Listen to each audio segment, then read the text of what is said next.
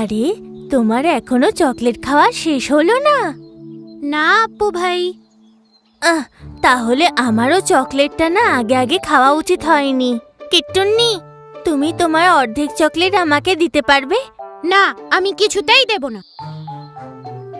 যদি তুমি তোমার চকলেট থেকে অর্ধেকটা আমায় দাও তাহলে তোমার জন্য পাকা জাম পারবো।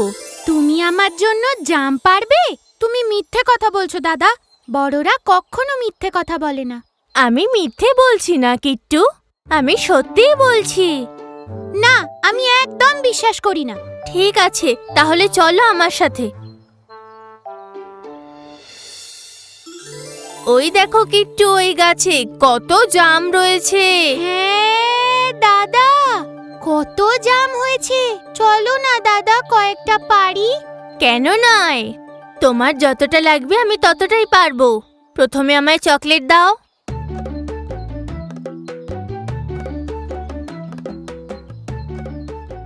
ওই দেখো কিট্টু, মিঠু, জাম গাছের মধ্যে মিঠু। হ্যাঁ দাদা, কি সুন্দর তোতা পাখিটা। বাহ বাহ, চলো না দাদা আমরা ওকে ধরি।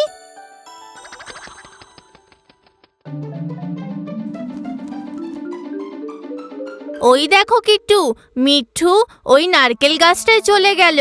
ওকে আমার চাই। চলো তাহলে, গাছে উঠতে পারে ওই কানারুন কাকুকে বলি। চলো।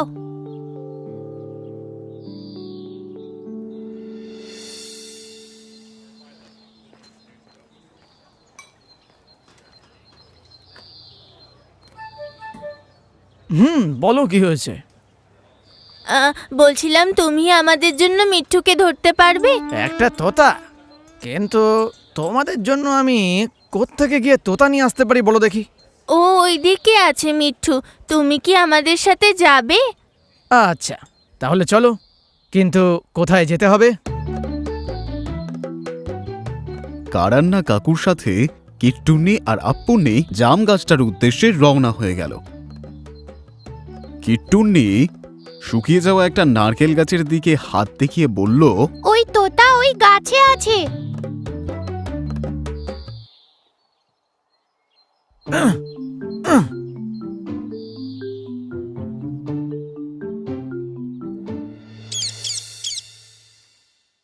এই নাও তোমাদের তোতা। তবে একে রাখবার জন্য কোনো খাঁচা আছে তো? হ্যাঁ, আমাদের কাছে খাঁচা আছে। আমাদের কাছে বিড়ালের খাঁচা আছে। মিঠু পাওয়া গেছে, মিঠু পাওয়া গেছে, সবুজ সবুজ মিঠু পাওয়া গেছে।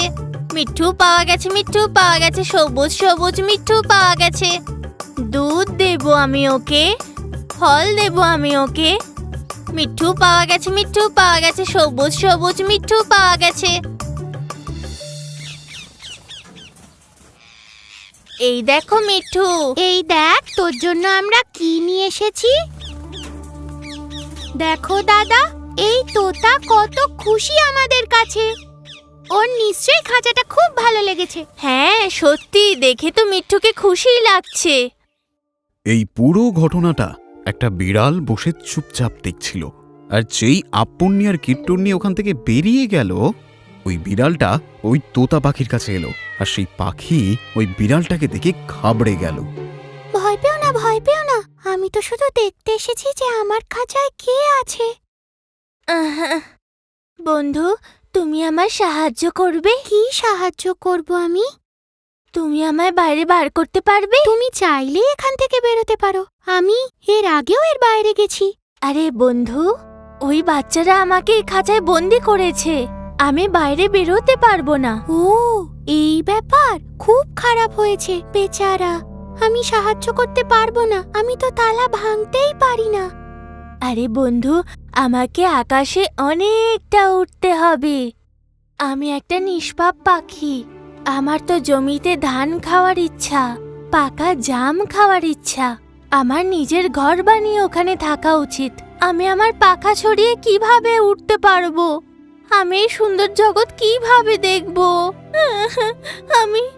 আমি এখন আচ্ছা, আমি তোমায় একটা রাস্তা বলতে পারি, কিন্তু তোমাকে তার জন্য অ্যাক্টিং করতে হবে। তার জন্য তোমাকে 2 দিন না খেয়েও থাকতে হবে। তুমি পারবে?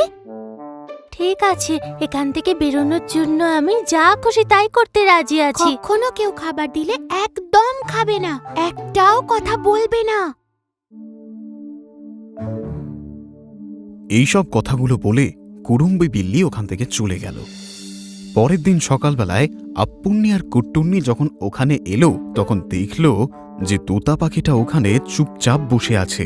পাখিটা আগের দিন রাত্রেবেলা দেওয়া ফলটাও খায়নি। কি হয়েছে তোমার? তোমার খিদে পায়নি নাকি তোমার এই খাবারটা পছন্দ হয়নি? ঠিক আছে, অন্য কিছু দিচ্ছি। আপ্পু ভাই, এই তোতা কেন কিছু খাচ্ছে না? না রে কিট্টু, ওর হয়তো এটা ঠিক লাগছে না।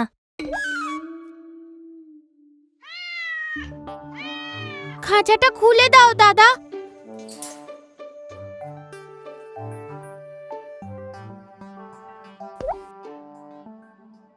আরে কিট্টু, আমাদের মিঠু।